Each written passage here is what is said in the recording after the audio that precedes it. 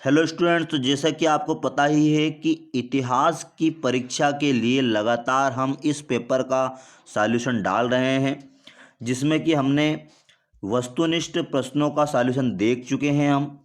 और उसके बाद हमने कल शाम को एक वीडियो डाला था, उसमें 2 अंक के सारे क्वेश्चन हमने इस पेपर के कवर किए थे, यानी कि 2 अंक के जितने भी क्वेश्चन हैं हमने उनका सॉल्यूशन देख लिया था।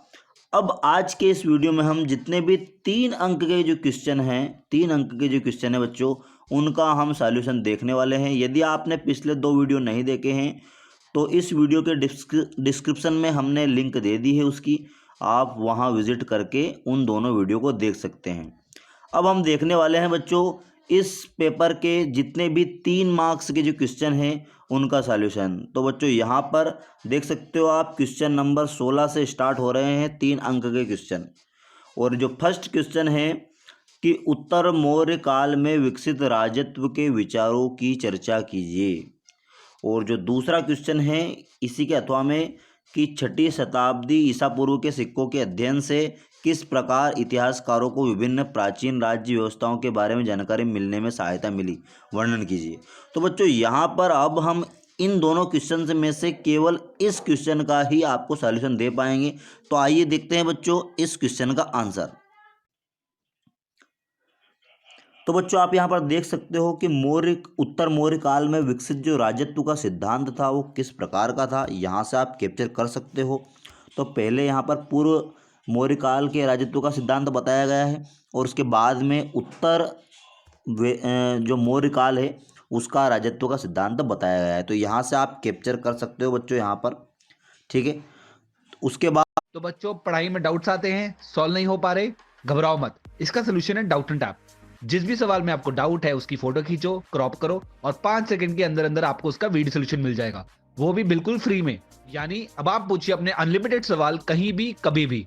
अब चाहे आपका सवाल क्लास 6ठी से 12वीं IIT जेईई या नीट का हो, या फिर सीबीएसई, यूपी, बिहार, राजस्थान या अन्य स्टेट बोर्ड का हो, कोई भी सब्जेक्ट हो, physics, chemistry, maths, biology, science, आपके सभी सवालों के जवाब आपको मिलेंगे सिर्फ डाउटनेट ऐप पर। साथ ही डाउटनेट पर चल रही है क्लास 9वीं से 12वीं IIT जेईई और नीट के बच्चों के लिए ऑनलाइन क्लासेस, जिसका हिस्सा बनकर देश के सभी राज्यों से बच्चे लेकर आए रैंक 1। तो आज ही डाउटनेट ऐप इंस्टॉल करो, अपने सभी डाउट्स भगाओ और टॉप रैंक ले आओ। अगले वाले क्वेश्चन पर हम चलते हैं।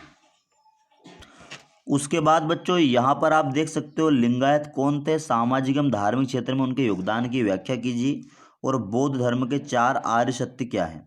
तो हम इसमें से ये वाला क्वेश्चन देखने वाले हैं, बौद्ध धर्म के 4 सत्य क्या है। तो आइए देखते हैं बच्चों ये वाला क्वेश्चन का आंसर। तो बौद्ध धर्म के 4 आर्य सत्य देख रहे हैं हम बच्चों। तो यहाँ पर प्रथम आर्य सत्य क्या है, दुख है। तो यहाँ पर आप इसका थोड़ा एक्सप्लेन भी कर सकते हो कि क्या है दुख में, ठीक है। उसके बाद अगला वाला जो आर्य सत्य है वो होगा आपका दूसरा जो है दुख का कारण। तो यहाँ पर इसको एक्सप्लेन हमने किया है, तो आपके हिसाब से जितनी भी लाइन आप यहाँ पर कर पाओ कर सकते हो। उसके बाद तीसरा जो आर्य सत्य है वो है आपका दुख के कारण का निवारण, ठीक है। तो यहाँ पर इसको एक्सप्लेन कर सकते हो आप। उसके बाद आगे चलते हैं हम। तो यहाँ पर चौथा जो आर्य सत्य है वो दुख निवारण का मार्ग है। तो ये जो है 4 आर्य सत्य हो गए हैं, जो कि बौद्ध धर्म के कुल 4 आर्य सत्य थे। अब अगले वाले क्वेश्चन पर चलते हैं हम। और अगले वाले क्वेश्चन में बच्चों यहाँ पर किसका वर्णन करना है, जजमानी व्यवस्था का क्या अर्थ है। और उसके बाद भारतीय समाज में तंबाकू की फसल का प्रसार किस प्रकार हुआ। तो इसमें से हम जजमानी व्यवस्था का अर्थ बताते हैं। तो बच्चों यहाँ पर आप देख सकते हो, जजमानी व्यवस्था जाति का एक निश्चित परंपरागत व्यवसाय होता है। इस व्यवस्था के अंतर्गत सभी जातियाँ परस्पर एक दूसरे की सेवा करती है। ब्राह्मण विवाह उत्सव त्योहारों के समय दूसरी जातियों के यहाँ पूजा पाठ करते हैं। नाई बाल काटने का काम करता है, धोबी कपड़े धोने का काम करता है, चमार जूते बनाने का, जुलाहा कपड़ा बनाने का काम करता है। इसी प्रकार सभी जातियाँ एक दूसरे के लिए सेवाएं प्रदान करती है। इसके बदले में भुगतान के रूप में कुछ वस्तुएं या रुपये दिए जाते हैं। इसी व्यवस्था को जजमानी व्यवस्था के नाम से जाना जाता है। तो ये हो गई आपकी जजमानी व्यवस्था। उसके बाद बच्चों यहाँ पर ऊपर जो क्वेश्चन तंबाकू का भी था, तो थोड़ा बहुत आंसर हमें तंबाकू का भी मिला है। तो आप यहाँ पर देख सकते हो कि तंबाकू की जो फसल के बारे में कि भारत में 17वीं शताब्दी में पुर्तगाल के लोगों ने यहाँ परिचित करवाया था तंबाकू की फसल से। वर्ष 1776 में ब्रिटिश ईस्ट इंडिया कंपनी ने नकदी फसल के तौर पर इसे उगाना शुरू किया और इसे घरेलू उपभोग और विदेशी व्यापार के लिए इस्तेमाल किया जाता था। भारत में करीब 0.24% या 4.93 हेक्टेयर कृषि योग्य भूमि पर तंबाकू उत्पादन किया जाता है। तो ये तो इतना ज़्यादा सटीक आंसर नहीं है बच्चों, लेकिन आप जजमानी व्यवस्था को देख लेना और यदि ये और इसका सटीक आंसर मिल जाए तो ये भी कर सकते हो आप। उसके बाद बच्चों यहाँ पर हम देखेंगे 3 मार्क्स के क्वेश्चन का लास्ट क्वेश्चन कि द्विराष्ट्र सिद्धांत का अर्थ क्या है, यहाँ किस प्रकार भारतीय इतिहास की एक मिथ्या धारणा बन गई। उसके बाद भारत विभाजन और जर्मन होलोकास्ट में क्या अंतर है। तो यहाँ पर हम देखते हैं कि भारत विभाजन और जर्मन होलोकास्ट में अंतर। तो बच्चों यहाँ पर हमने लिखा है कि बंटवारे की हिंसा, तो यहाँ पर आप लिख सकते हो भारत विभाजन और जर्मन होलोकास्ट में क्या अंतर था।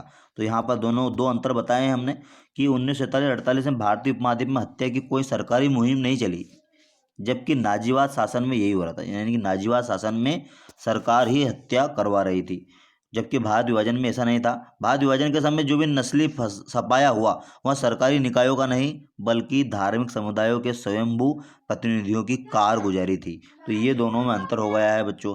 अब अगले पार्ट के लिए हम 4 मार्क्स के जो क्वेश्चन हैं उनको कवर अप करेंगे, लेकिन बच्चों आपको हम बता दें कि अथवा के दोनों ही क्वेश्चन आपको कवर करना चाहिए।